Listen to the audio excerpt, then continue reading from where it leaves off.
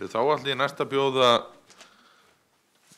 Ernu Hreinsdóttur, verkefnastjóra frá Vegagerðinni í púltið og hún ætlar að vera með erindi sem hún kallar í höfuðið á ráðstefnunni leiðin greið. Gjörðu svo vel þetta. Takk.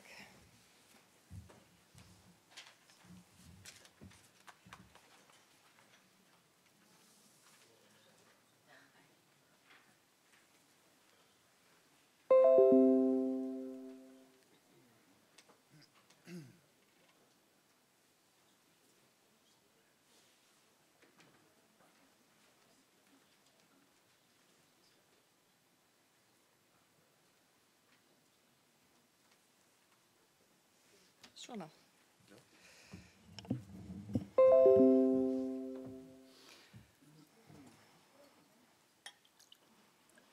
Komið öll sæl. Erna heiti ég og vinn hjá Vegagerðinni. Ég vaknaði raddlaus í morgun og að hafa vatni hérna tiltækt hjá mér. Ef röddin skyldi nú bregðast mér aftur. Leiðin greið fyrirsögn á fyrirlesturinn sem ég varst bara mjög viðeigandi. Ástæðan fyrir því að eitt meginmarkmið Vegagerðarinnar einmitt greiðar samgöngur á sjó og landi og þessu hugtaki greiðfærni gerð skil í samgönguáætlun, stefnumótun samgönguáætlunar og þar segir með greiðum samgöngum fyrst og fremst átt við áreiðanlegar samgöngur að einstaklingar og vörur komist leiðar sinnar og brýnt að stuðla að styttri ferðatíma en áreiðanleiki skiptir höfuðmáli. Og mér finnst þessi skilgreining bara mjög góð og á kannski við víðar en fyrir Vegagerðina. Ég starfaði á Vegagerðinni síðan 2003.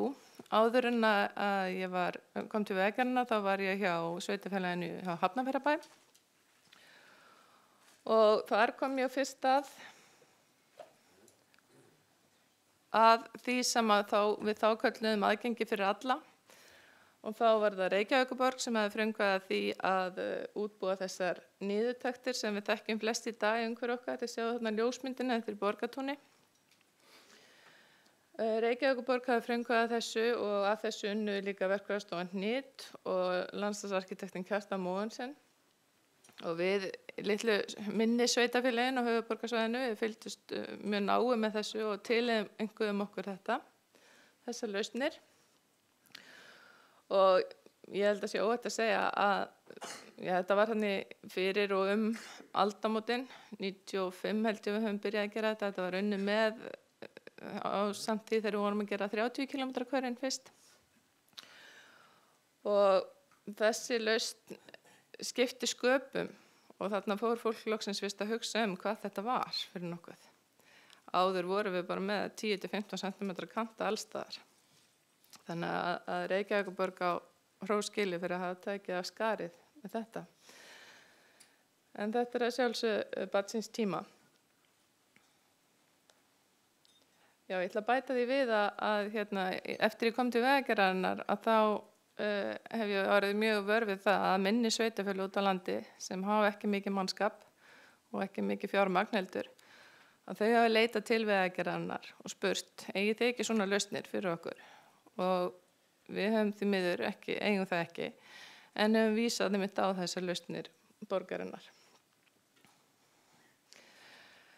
Næsta aðkoma mín að þessu málaflokki í gegnum starfshóp réttindi fatlaðra í samræmi við sáttmála Sameinuðu þjóðanna sem var undirritaður af Íslands hálfu í mars 2007.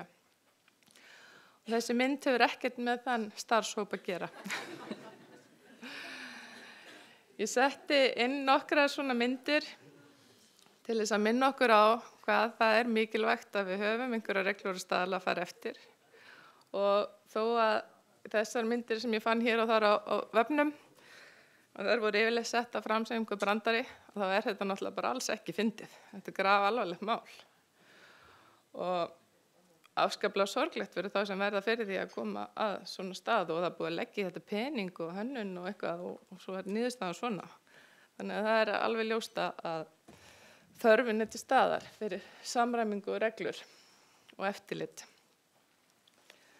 Nú en aftur að starfshópnum Í honum störfuðu auk mín Jón Heiðar Jónsson hjá Öryrkjabandalaginu, Rúnar Guðjónsson hjá Samgönguráðuneytinu sem bar nú hitann og þungan af þessari vinnu allir saman. Helgi Hjörvar veitti hópnum formennsku og það var Kristján Möller samgönguráðherra sem setti þessa vinnu af stað og á hróskili fyrir það. Í skýrslunni, ég ætla að taka hérna upp eina setningu, þar segir: við gerð þessara skýrslu var farið yfir alla málaflokka samgöngu og fjarskiptamála til að átta sig á hvar hægt væri að bæta aðstæður og gera aðgengi betra. Þessi skýrsla var að mínum mjög góð og hana má finna á vefnum undir slóðinni sem birtist hér. Helsti galli þessari skýrslu var að hún kom út í janúar 2009 og þá höfðu Íslendingar allt annað að hugsa og það voru eiginlega örlög þessari skýrslu og hún týndist í hrauninu. En ég ætla hér að fara yfir svona helstu niðurstöður þessara skýrslu. Í lokin og þá voru kaflar, niðurstöður og tillögur og það var hver og ein stofnun eða ráðuneyti fékk svona bréf, sérstaklega í kjölfar skýrslunar, þar sem að þeim var bent á hvaða málaflokka tilheyri þeim og hvað betur mætti fara. Umhverfisráðherra fékk áminningu ný lög mannvirki og svo var Mannvirkjastofnun að veruleika og ég ætla nú ekki að tjá mig, það kemur einhver hér á eftir og segir hvað varð úr því, en þessi málaflokkur er kannski það sem komst hvað lengst af þessum sem hér eru nefndir. Félagsmálaráðherra, honum var falið að kanna með hvaða hætti ferðaþjónusta fyrir fatlaða var veitt að einstöku sveitarfélögum og hvernig mætti bæta hana. Samgönguráðherra fékk ansi margar athugasemdir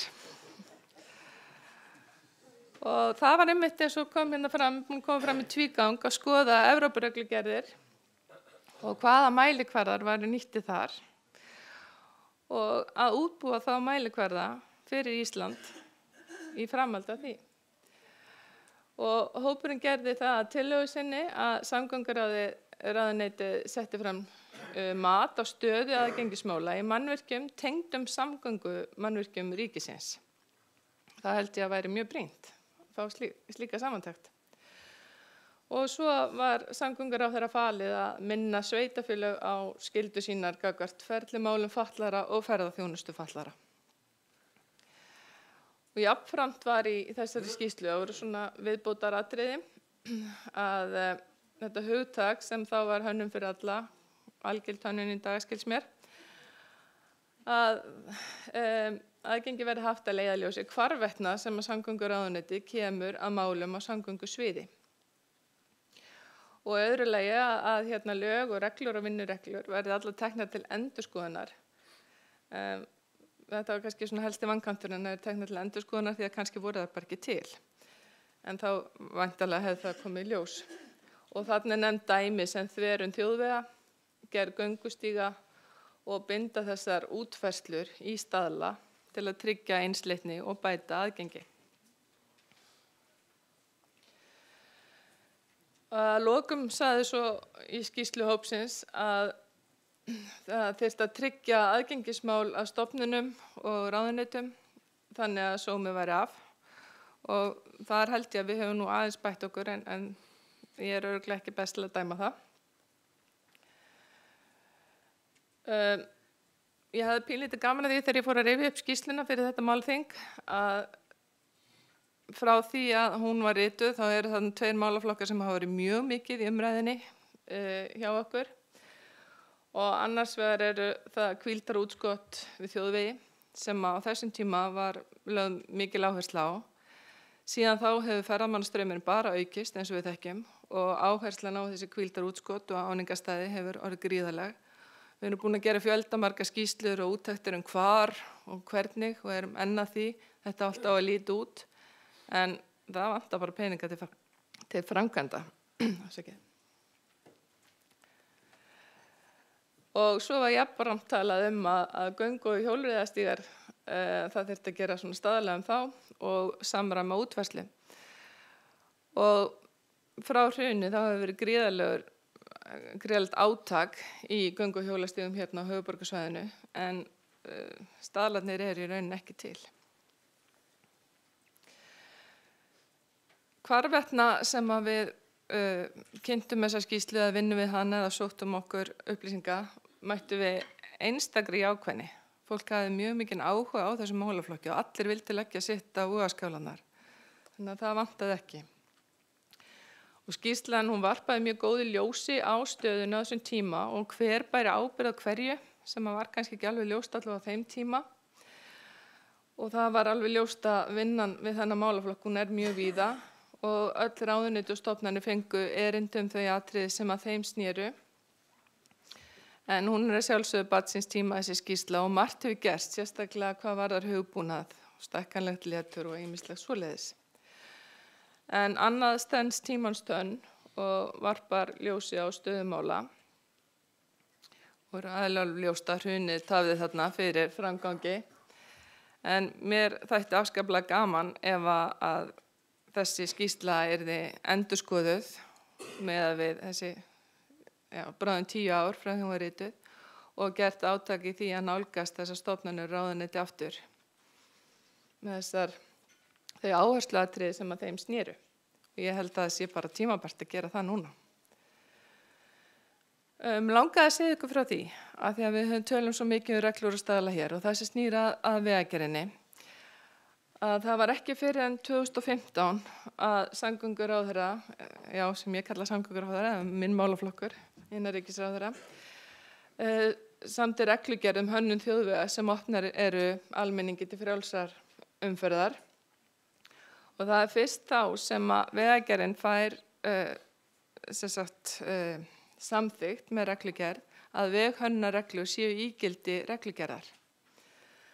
Og þar í þessari reglugerð talað gangandi umferð, þó að fyrst og fremst snúið þetta að akandi umferð, en þá þannig að öll mannvirki sem að snúa að umferðarmannvirkjum séu þannig úr garði gerð að vegfarendur hafi sem fylgsnot af mannvirkinu. Og það að tryggja fullnægjandi og samræmd gæði.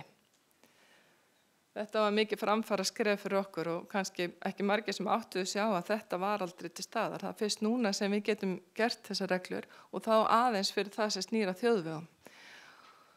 En eins og ég sagði áðan, þá hafa sveitarfélög mikið leitað til okkar með lausnir, sérstaklega minni sveitarfélög. Og við hefum þá leyst það þannig að því að við höfum ekki leyfi til að gefa út reglur fyrir það sem ekki að okkur snýr, ekki að þjóðvegunum. Og þá höfum við leyst það með því að gera leiðbeiningar eitt og annað og allt mögulegt. Og ef þið farið inn á heimasíðu vegagerðarinnar og þá gott samsafn þar af ýmiss konar leiðbeiningum.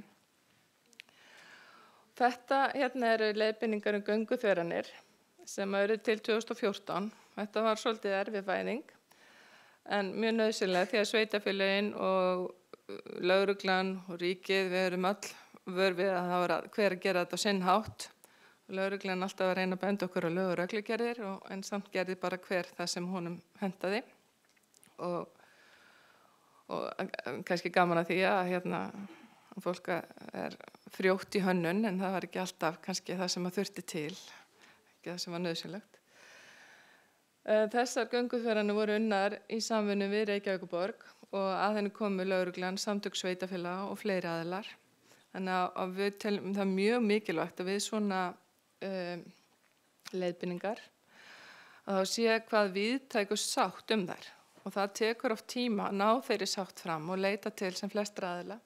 Það er verkfræðistofan Efla og Mannvit sem unnu þessar gönguþveranir með okkur. Og mér sérstök ánægja að geta sagt ykkur frá því að það var nú bara í síðustu viku að það var samþykkt að Vegagerðin ætlaði að veita styrk úr rannsóknarsjóði Vegagerðarinnar til þess að láta vinna leiðbeiningar algilda hönnun. Við höfum samband við Reykjavíkurborg og þeir hoppuðu strax á vagnin með okkur, vildu endilega fá að vera með. Og það eru Verkís og það Stöllur, Áslaug og Berglind sem ætla að taka þetta verk að sér að leiða það með að vinna vinnuna.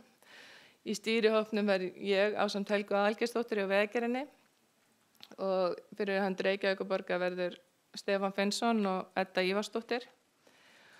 Og við munum stefna að því að það verði mjög víðtækur yfirlestur og þarna í rauninni kemur kannski svari við spurningu þinni áðan að þessar reglur eru kannski mögulega að fara að líta dagsins ljós en þá í formi leiðbeininga sem að vonandi verður sátt um.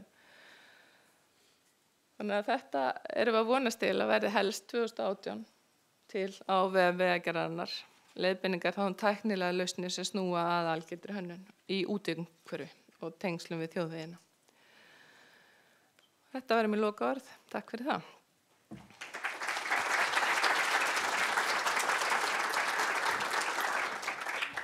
Takk fyrir þetta, Erna.